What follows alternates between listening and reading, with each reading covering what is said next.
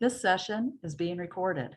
Hello, and welcome to the American Psychological Association series on careers in applied psychology.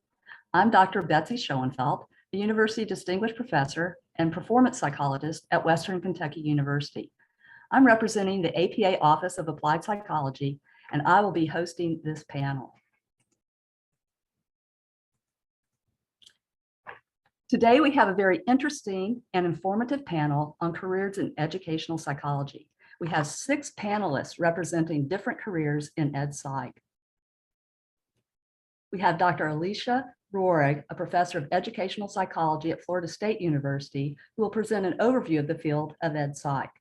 We have Dr. Joanna Gardner, who's executive director and research associate professor at the Center for Educational Partnerships at Old Dominion University. Dr. Garner will talk about educational psychology impact via University Research Center. We have Destiny Paxton, a Master's of Education, a K-12 math educator, as well as a PhD student in educational psychology at Virginia Commonwealth University. Destiny will be talking about applying educational psych in urban middle school classrooms. We have Dr. Melissa Karakias, Senior Research Associate for the School District of Philadelphia in the Office of Research and Evaluation. Melissa will speak on her role in the Office of Research and Evaluation. We have Dr. DeLeon Gray, who's an Associate Professor of Educational Psychology and Equity at North Carolina State University. He will speak on co-designing research products and research projects for educational stakeholders. And last, but certainly not least, we have Dr. Allison Koinka, Assistant Professor of Educational Psychology at Virginia Commonwealth University. She will speak about her career path, which somewhat unexpectedly led to becoming an educational psychology professor.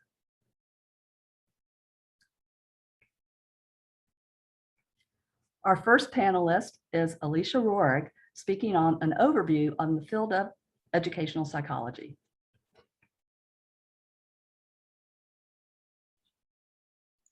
Welcome, folks. I'm really excited to give an overview about this field, which is really diverse and has so many implications for practice and policy.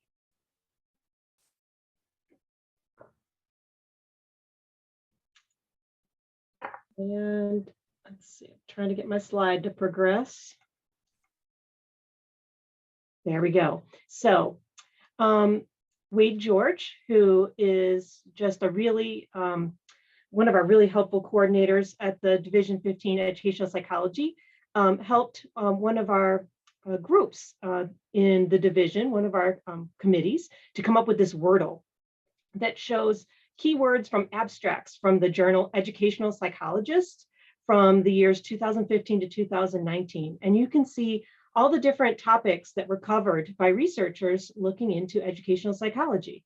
Learning, obviously, is a big one, but students, engagement, motivation, emotions, but many other issues as well, like epistemic beliefs, different contexts, right? Classrooms, schools, we have achievement, we have different sub areas.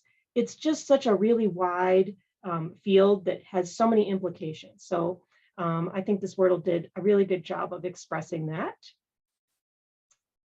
And I want to give you a little bit of background about what educational psychology is. And I also think that it's important to help you understand what educational psychology intends to do. What we as educational psychologists hope to do is to support evidence-based practices and policies that enhance learning. And so you can see here on the left, educational psychology draws from lots of different research and theories, and also from theories developed in its own domain, but you can see some of the different areas in psychology that it does pull from down here. And then what we hope to do is to apply what we learn from the research and theory in our area to improving learning across the lifespan and in many contexts. So beyond what we might think about traditionally being in K-12 schools and different learning opportunities, but into colleges and universities, adult training, businesses, and informal education opportunities. And learning sciences, it's often sort of conflated with the idea of educational psychology. But the way I thought it helpful to think about it is educational psychology sort of informs the learning sciences in different areas. And these are just some of the areas right here that we can inform: classroom management, instructional design, curriculum design, technology, organizations. And then I gave a little sample here of some of the different career paths that you can have as an educational psychologist. So you might work as a researcher or a program evaluator in school contexts. You might do research at the university context, which is often in an office of institutional research. You might help develop curriculum, instruction, or assessments. You might be an instructor at the university level or a researcher at the university level. You might also work directly with college students, supporting their academic success, or you might work running research projects and be a project manager. There are other kinds of jobs as well. You can see over here on the right. You might work in like a Center for the Advancement of Teaching, which is what we have at my university to support faculty members across multiple fields, learning about how to use and improve their pedagogy for their classes to improve their students' outcomes. You might be a facilitator of educational partnerships between universities and schools, communities and schools. And you might work doing really exciting things like helping with developing educational games and other kinds of business ventures for informing informal learning. And so I would just like to end by saying that when I was an undergrad, I did not know that educational psychology even existed at all, because usually it's a graduate level program. And so as an undergrad, I was doing different majors in that touched on ideas related to education and wanting to apply them. So I was just so excited as a senior when I was trying to apply to grad programs, when I saw this term, educational psychology, and that I could apply to these programs. And I guess what I just wished is that I'd known it existed earlier. So I'm excited to share this with you all today.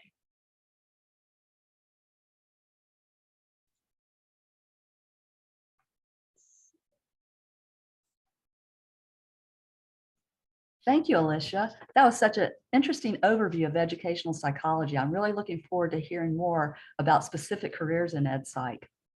Now, next we'll hear from Joanna Gardner speaking about the impact of educational psychology via University Research Center. Thank you.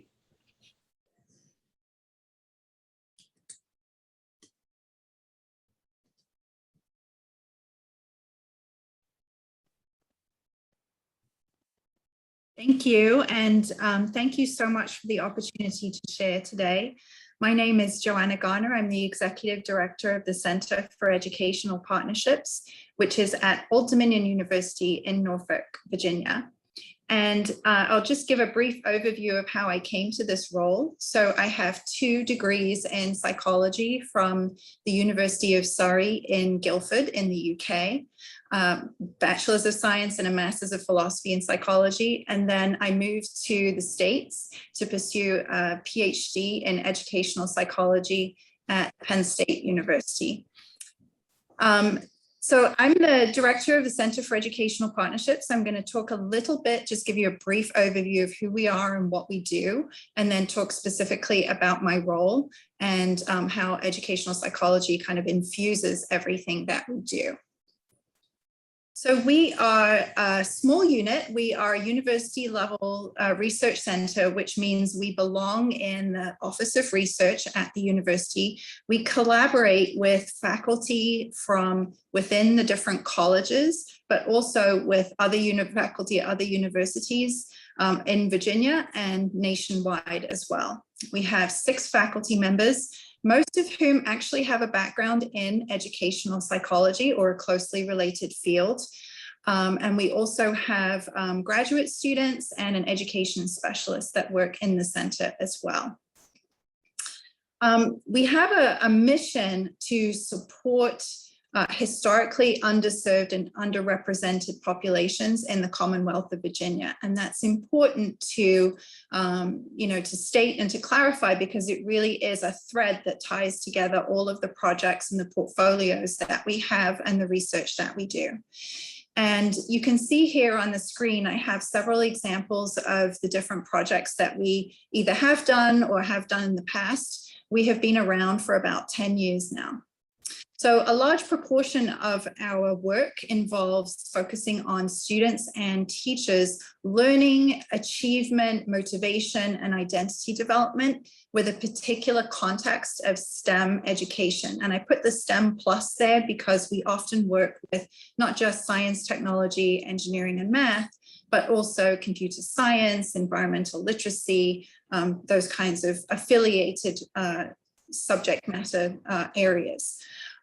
Each of our faculty members, we work collaboratively, but we all have our own particular areas of applied research that we work in. So for myself, for example, it is learning and identity development in formal and informal educational settings. So you can see there we have, for example, we have an initiative with various museums within the Commonwealth and at the national level, where we're actually developing, using educational psychology to inform the design and evaluation of museum exhibitions. Several of us at the center also have a background in psychometrics and program evaluation. And so in our portfolio of projects, historically, we have developed and validated a number of questionnaire measures, either for social emotional learning or identity formation in a particular STEM context. And then we also have faculty who specialize in program evaluation. We tend at TSAP, as we call ourselves, to either be the implementation team, the project team that is developing and implementing or supporting the implementation of the model, or we take on the role of program evaluator. Many projects, if you have a funded project, will require an external evaluator, and so we'll take on that role too. So just to talk a little bit more about my own role, I was a research assistant professor, then a research associate professor, and now I'm the executive director of the center, and I've been at TSAP since January of 2011, so 10 years now. Starting at the bottom of that pyramid, a large proportion of my time, it goes to managing center resources, whether human or material resources, and that could look like strategic planning, budgetary planning in collaboration with the other faculty at the center and also the other administrators at the university. A large proportion of what I do moving up the pyramid is to cultivate, develop, and execute partnerships and programs. So that could mean working with school systems, it could mean with nonprofits, it could mean working with the State Department of Education, funding agencies, just depending on the project need. Our work, although we're funded by the university and by the Commonwealth of Virginia, we also apply for external funding. So a lot of our work involves developing proposals, and we've been very fortunate to be funded by national entities such as the National Science Foundation, the United States Department of Education, Department of Defense Education Activity, Office of Naval Research, Lemelson Foundation, and also at the state level as well by the Department of Education. And so that allows us to really advance our mission, impact students, impact teachers, impact all of the school systems that we work closely with. And then finally, big part of my job and the others at the center as well is to advance the center's mission by disseminating knowledge products. So what does that mean? That means we conduct basic and applied research. We publish in various outlets that are educational psychology, also in the learning sciences, but also in the content areas for the projects that we work with. So where we publish depends on the particular audience that we're going to reach. So that concludes my overview of my role in the Center for Educational Partnerships, and I'll turn it back over to our host. Thank you so much, Joanna. Our next presenter is Destiny Braxton.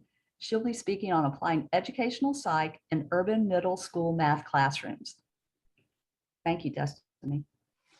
Hi, I'm Destiny Braxton. I am currently a middle school special education math teacher and a third-year doctoral student studying educational psychology at Virginia Commonwealth University.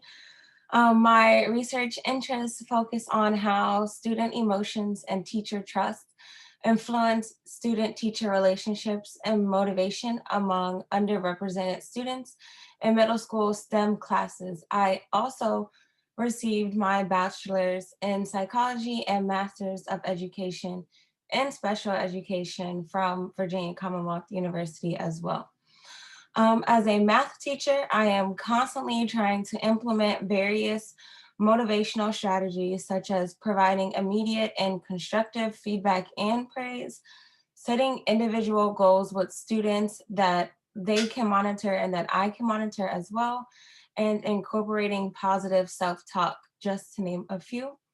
I am continuously exploring how each student and each class prefer to be taught. And I have reflected on my teaching approach and strategies by understanding that what works for one class or student may not be applicable to the next class or student. With these motivational strategies in place, I have witnessed students show academic growth, personal growth, such as confidence and sense of belonging despite their disability, and develop a genuine liking towards math. This is my highlight of my career as I started getting more special education students to pass the SOL and not just show growth by increasing from their previous score from the previous school year to count as a pass. So that's all about my presentation, and I will turn it back over to our host. Thank you so much, Destiny. That's really important work. Thank you for sharing that. Melissa Karakas is our next speaker, and she'll be presenting on her role in the Office of Research and Evaluation.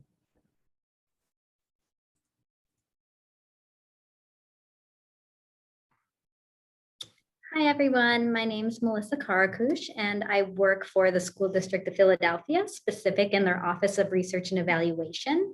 Just to give a little bit of background about my educational history, my undergrad degree is in psychology. I then went on to get a master's degree in clinical counseling. And I thought what I wanted to be was a psychologist. I was going to do clinical counseling forever. And then after a year or two of it, I thought, actually, I really miss education and I really miss being in that field. So I went back to get my PhD. I didn't even know about educational psychology, but looking at programs, I was like, oh, psychology and education, I can totally do those things together. Okay. So I got my PhD in educational psychology. I was thinking about, I really wanted a teaching job at a university.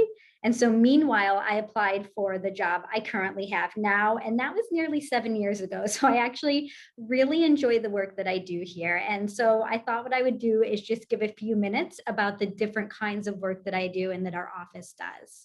So one of the things that we help to do in our office is to design different types of research studies that look at different initiatives going on in our district. And so sometimes we are asked by the superintendent to look at certain things in our district, but often people in my office get to spend a lot of time thinking about what types of research questions would be useful to answer.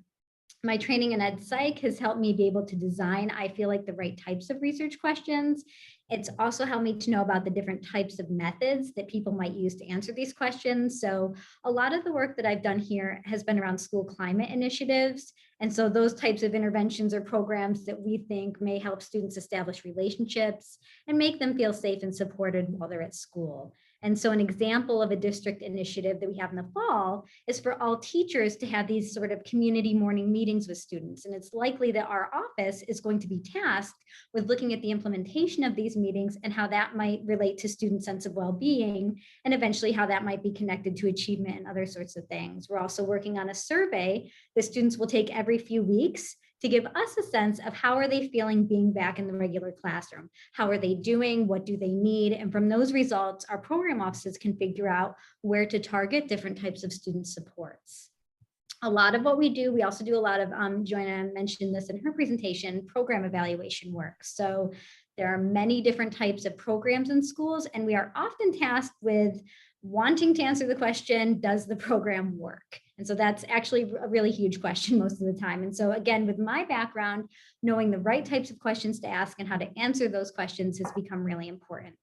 I often use my skill set in survey design, as well as designing many different types of protocols for things like interviews, focus groups, and classroom observations. And so sometimes I'll have a hand in just designing those things. Sometimes I'll actually be the one collecting the data. It all depends on the specific type of project and what is needed. Our office also sends out a really large survey every year, and you can actually see the results of this publicly online. It's our district-wide survey. We try to survey every student, principal, parent, teacher, and school staff every year around a variety of different topics. So as part of my expertise, I get to have some say in different research questions that we may want to answer from that survey data. So for example, looking at connections between like data we already have, like student achievement, and then how students may be responding to questions about school climate. I also get input on what types of questions we keep or questions that we may like to add. I'm also chair of our research review committee. So that is a committee that has to review work that is submitted by anybody who basically wants to do research in the district needs to come through our committee. And so knowing more about educational psychology helps me be able to determine if people are asking the right questions, are they looking at the right types of student outcomes, and kind of being able to point out any holes or red flags or problems with the methods they may be using. I work with a lot of people in the district who are not researchers. So I work with everybody from academics to curriculum and instruction people to people in climate and safety and student rights and responsibilities. But I also get to work with other researchers as well. So we get to work with a variety of researchers from different universities. And so when designing projects, I really feel like my background in educational psychology can sometimes lend a unique perspective to a project. And so a lot of times people they're interested in test scores, they're interested in grades, and they're interested in achievement. But I come in there and I'm like, hey, that's great and super important. But have we also looked at things like student sense of self-efficacy, or how they're being instructed, or their motivation, things like that. So no day is the same here. And so this could be a job for you if you're somebody who really likes a lot of different projects at the same time, and you really like kind of a fast-paced environment, and also getting to really affect, I think, students' experiences directly.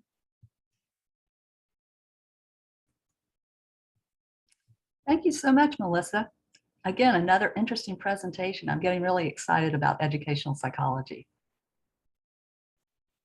Our next speaker is DeLon Gray, who will be talking about co-designing research products and research projects with educational stakeholders. Thank you, DeLon. Greetings, everyone. My name is DeLeon Gray. I'm an associate professor of educational psychology and equity at NC State University. I've been here since 2012. And when I think about my career, I think about some aspects of it that may not get as much attention as other aspects. So, research is most prominent, but for me, service really means a lot. People sometimes tell you as a psychologist, as an academic, that you shouldn't do as much service as you might want to, or it might be a liability for you and your career trajectory. But for me, the reason I'm here in this position is because I want to pay it forward. I remember being an undergraduate, not having the perfect GPA. To be perfectly honest, I remember one semester, I had a GPA of 1.3 in a semester. My research mentor, she wanted to kick me out of her lab. I begged her to stay. And, she allowed me to recover. It was a semester when I was just goofing off, and I realized, that if this professor can have an impact on me like this, and her recommendation for graduate school, once I did recover my GPA, got me into my PhD program directly from undergrad. Professors have a lot of power. Without her, I definitely wouldn't be here today. There's no question about it. She saw something in me, and she believed in me when I wasn't taking my own trajectory seriously. So there's a couple ways that I think about paying it forward as a professor outside of my research. The first is collaborating with teachers on ways to better support their students. But then taking the next step and providing these teachers with professional development experiences and opportunities for advancement. As a case in point, one teacher that I collaborated with on a project, I got invited to present on our project to the Bill and Melinda Gates Foundation. But I, asked if they could also fly her out to co-present with me. And they paid for her to fly out. They put her in a limo and took her from the airport. And when we got to the presentation in front of a bunch of funders, she completely rocked the house. And so sometimes you need authentic voices in the room with you. It's disruptive in a space where everyone sounds like an academic. So she brought energy into that space. but it also advanced her career in a number of positive ways as well. Another example is collaborating with school administrators on different things. So one of the biggest things that folks have been thinking about during the pandemic is how can we be responsive to the needs of historically marginalized students in schools? And so based on my research on belonging and based on my collaboration with districts, we actually designed a course together focusing on issues of leadership and social justice advocacy. We piloted the course during the pandemic, and now the course is an official course on the books that students can take for an elective across a school district in North Carolina. The third example that I want to highlight is this idea of co-designing research projects with young people. One of the most rewarding projects over the pandemic for me has been working with students as they designed a lapel pin that focuses on, that is going to be used to build a memorial for victims of lynching.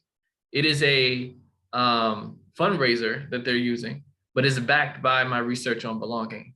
And so we used this to develop the why behind the message that they wanted to put forward. And students have been successful in raising thousands of dollars ever since the initiative launched in March. And these students also have been invited to contribute to a series on college and career readiness as part of a national conversation with the Education Trust, which is a huge research organization that focuses on equity based out of Washington, D.C. Another area is working with undergraduates. Some undergraduates may wrestle with what they should measure, study, and major in. And so I work with undergraduates on research experiences, and particularly undergraduates who are in colleges of education. They sometimes struggle. They don't always want to go directly into teaching. And that has only been exacerbated with the pandemic, with them not feeling like they have enough experience to really jump out there and become teachers. But they may not necessarily want to switch their majors. They want to stay in education. And so having research experiences positions them to think about other careers. And so one of my undergraduate mentees, she recently graduated from NC State, and she now works for a nonprofit where she still is working on educational initiatives. But to get her there, we took her experiences that she was having in the community, and we said, hey, why don't you design a professional development for your fellow undergraduate mentees where they get to see what you're learning, in your community space. So with these initiatives, these are just some examples of what professors can do that might be a little outside of the box of the traditional research agenda. But for me, as a researcher of belonging, it connects in every way. Thank you. Thank you, DeLeon. Some really important insights. Our next panelist is Allison Koinka, and she's going to talk about her career path in educational psychology. Thanks so much. And hi, everyone. My name is Allison Kowenka, and I am an assistant professor of educational psychology at Virginia Commonwealth University. And in this brief little five-minute window of time, I am going to try to answer two different questions. One of them is how I got here. And spoiler alert, it was actually quite unexpectedly and not planned. And then the second question that I'm going to address is my job now, or in other words, what in the world does it actually mean to be an assistant professor of ed psych? What's sort of the meaning behind that? So to start with the first question, as I mentioned, it was not planned for me to become an assistant professor of educational psychology. So thinking back to high school, and perhaps even prior to high school and throughout college as well, I knew that I loved two things. I knew that I loved people, thinking about people, understanding why we do what we do as humans and why we behave in certain ways. I also knew that I had a real passion always for education, and particularly for improving the educational experiences that students have within and outside of formal education contexts. What I didn't realize at the time with those interests is that intersection between psychology and education, as we've learned from the previous presentations, that is really the heart of educational psychology. But a pretty common theme, I think, that's come up in a lot of our presentations is I didn't know that was a thing. I didn't know it was a discipline at the time. So I went to college with those interests in mind. And something that I did not want to do when I was in college was pursue a PhD, or in other words, a doctorate in education. And that's a very often necessary step in order to become an assistant professor in educational psychology. The reason why I didn't want to pursue a PhD is because in my mind, I thought it involved a lot of research. Spoiler alert, it does, and it did. But in my mind, I thought of research in a very different way from what my experience ended up being. I thought of research as a very tedious, very isolating, very solitary process.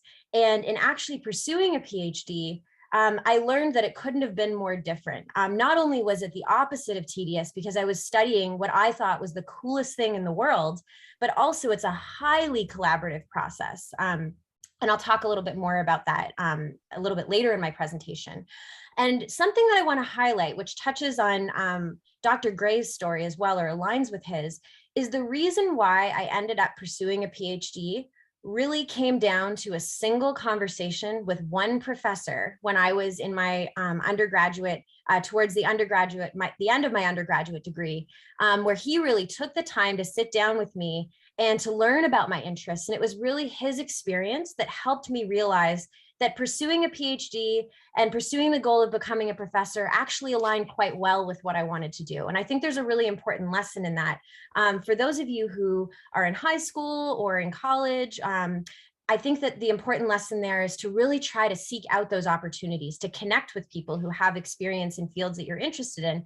And I think that for those of us that are a little bit further along in our careers now, the important lesson is to take that time to advocate for your students and to have those conversations, because it can be totally life-changing, as it sounds like the case in Dr. Gray's story as well.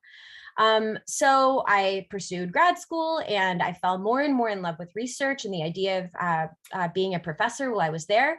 And that's what led me to where I am now, an assistant professor of ed psych. And before directly answering the question of what in the world do I do, I want to just disclose a little bit of bias, which is that I think I have the very best job in the whole world. I love what I do. And what's really core to a big part of my job is conducting research, specifically in the area of academic motivation. What can we do, or what can educators do to promote motivation? And I specifically focus on adolescents. And in conducting research, I have the opportunity to work with so many wonderful students and professors, including Destiny.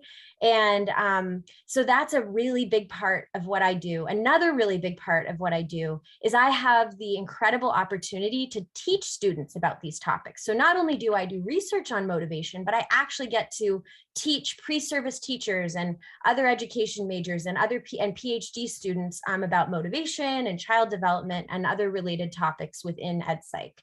And then the third component of my position, Dr. Gray just did such a wonderful job presenting. So I won't talk about it in too much detail, but service, which is again, often not talked about as much as I think it should be, because it's a real opportunity, as Dr. Gray said, to pay it forward in our field. So in conclusion, I think that I have the best job in the world, and one that I didn't even know existed. So I'm so glad that that this webinar is being put together for that purpose. And I will now hand it back over to our host. Thank you so much, Allison. A different perspective and some really good insights as well. Thank you. Thank you all for those presentations. They were so interesting and insightful. I'm wondering if you might have a final comment, some insight you might have for undergraduates or high school students that are perhaps interested in educational psychology, or maybe something that you wish you had known when you were at that point in your career. This is Alicia Rohrig again, and I just want to echo what folks have been saying about learn more about this field. As I had noted earlier, I had no idea it existed until I was looking through graduate programs and saw the name educational psychology and figured out how beautifully it brought together all of these interests that I had that linked education and psychology. So while they might primarily be graduate programs, find a professor in your local college that's doing educational psychology, talk to them about what they do. I think, as Dr. Kowenka said, like this is reaching out and talking with folks who are passionate about this field is one of the most exciting parts of our job. So they'll want to talk, we'll want to talk to you.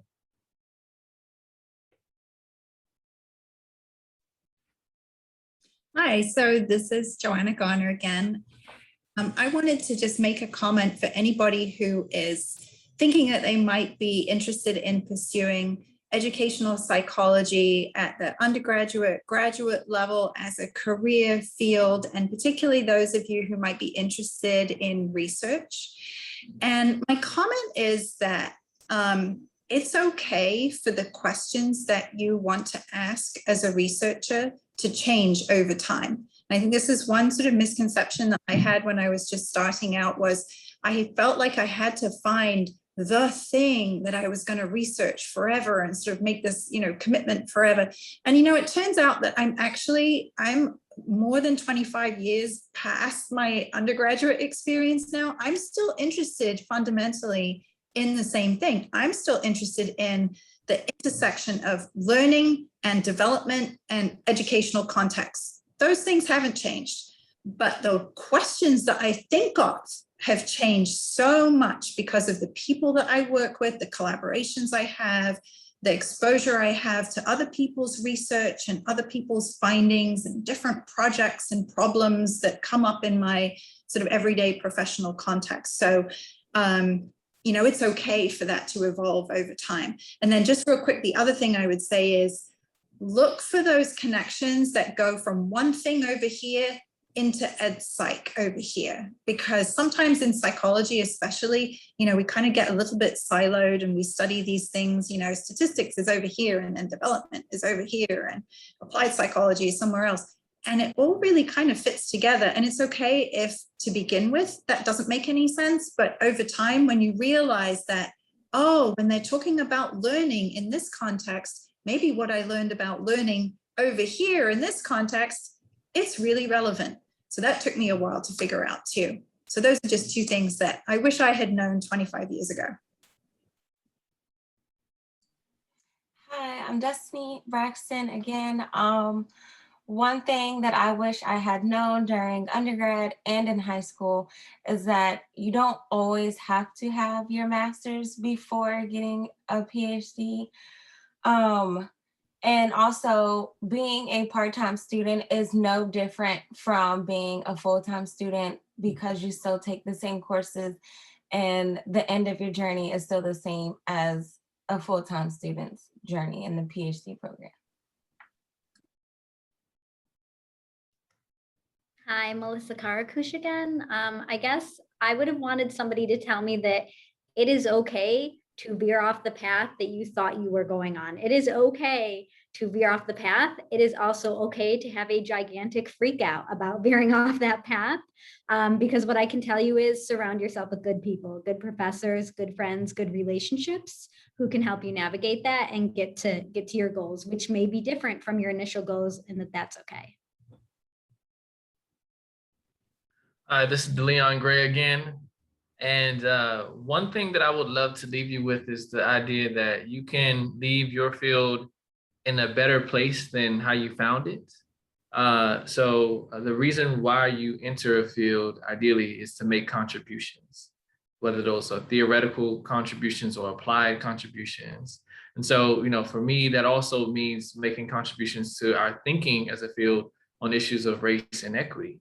And so if you see an opportunity for things to be done differently, it does not mean that the field is not for you. It may mean that there's an opportunity for leadership in that field and that you can be the perfect solution to what's missing.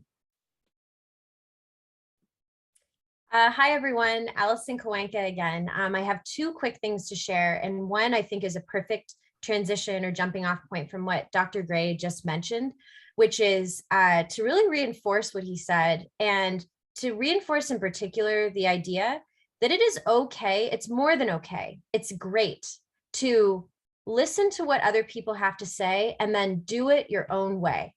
Do it your own way with kind of, if something is really speaking to you and it's not like what other people have done before, that's really important. And you and your ideas that might seem a little bit different from how other people have done it in the past belong in our field, and will make our field a better place, and more important contributions or more meaningful contributions coming out of it.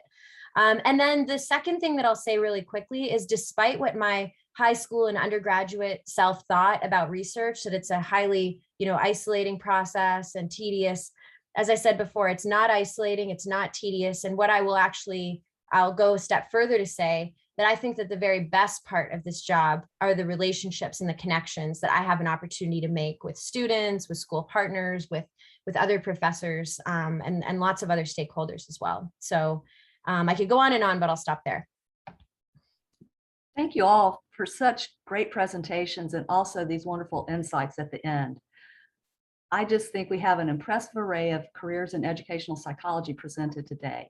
And I hope that you all have enjoyed today's presentations as much as I have. If you're interested in a career in educational psychology, please contact us.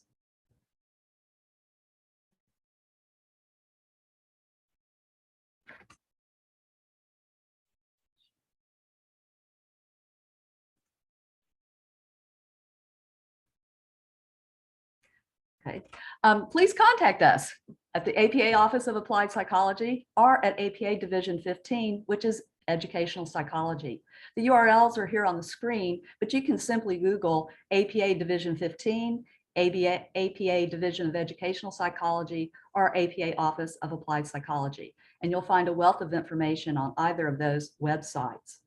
I hope you've learned a lot today, and we'll say goodbye at this point. And good luck pursuing your career in applied psychology. Thank you.